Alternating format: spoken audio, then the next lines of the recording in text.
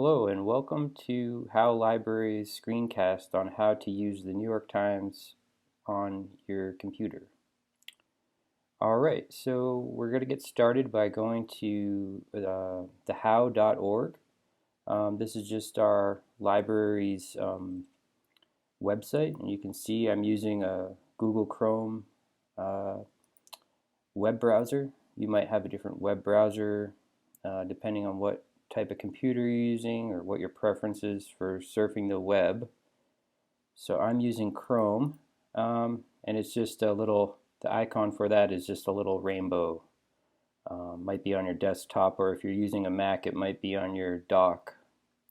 In any case, you go to the how.org, use your cursor to hover over collections and resources, and you scroll down from that menu on online tools to the New York Times.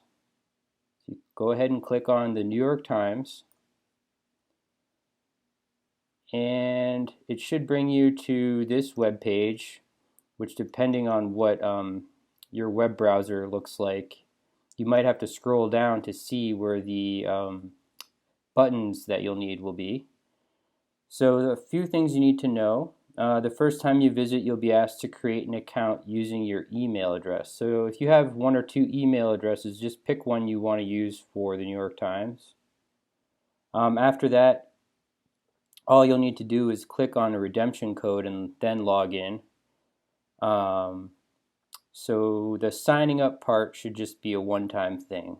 And I'll show you the redemption code in a moment.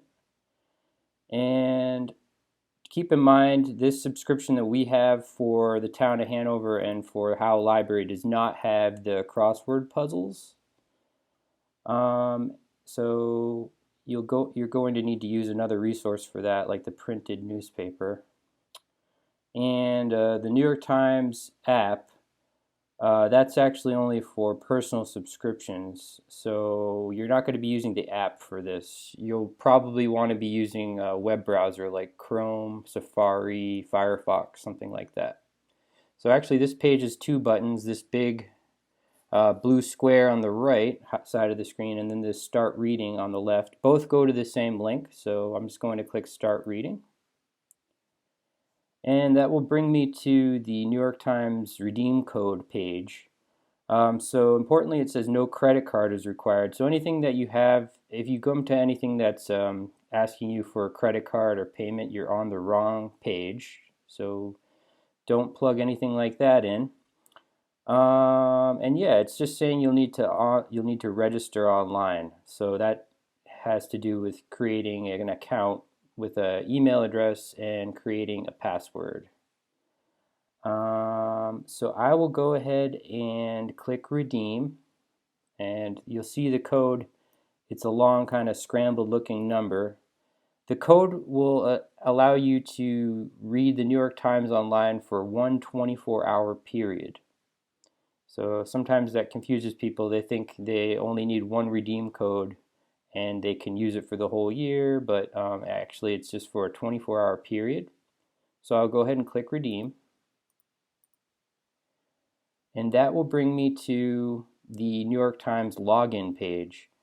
Now, like I said, if you don't have an account, you'll go ahead and click, you type in your email address here and create an account. So I'll go ahead and show you what that would look like. And then you just create a strong password and create the account. You could unclick this box if you don't want to get little daily updates from the New York Times, just to keep your inbox clutter at a minimum. But I'll go ahead and do login because I actually already made an account. When we first got the database, I started using an account. Your browser might, you saw my web browser just gave me a little notice about passwords and usernames, so you can just click out of that unless you want to explore saving your username and password to your browser. So I'll go ahead and type in my password for the New York Times account that I created. Usually just takes me a moment. and I'll go ahead and log in. And what we should see, I'm getting another message from my browser about my passwords, but what we should see is an access code is valid screen, and it gives us a couple details. They've sent a confirmation email to my email address. The code is valid, so the system's working, the redeem code. It gives me basic digital access. Access starts today, so at this moment, and it ends, as you see, today is March 30th, so it ends on the 31st. And so it goes through a couple other things. I'll press continue. Gives me a nice welcome screen, and this is kind of just to set up your preferences. You know, if you want, if you're interested in the coronavirus, parenting, climate change, you can, you know, highlight something you're more interested in. I've usually just been clicking through this by doing maybe later. So if you look at the bottom right of the screen, it just says maybe later. Go ahead and click that. And then this just has to do with reading on the app. And as we saw before, it's a little bit clunky with personal use on the app at this point. So I'll just go ahead and say no thanks, take me back to reading. And at this point, the front page of the New York Times Basic Digital Access newspaper online is loading.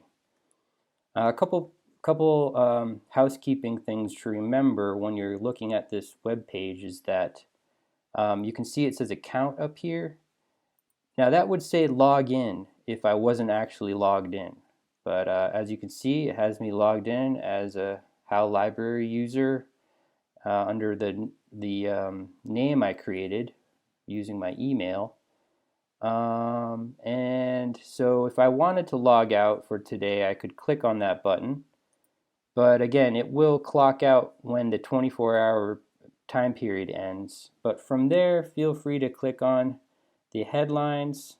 When you hover over a headline, it turns gray, and you can click on it from there. So if I wanted to read about how America can reopen, an editorial, I could go ahead and click on that, and it will take me to the newspaper article. And that is about all I will show on this video. Please feel free to email us at reference@thehow.org if you have any questions, and happy reading. Thanks.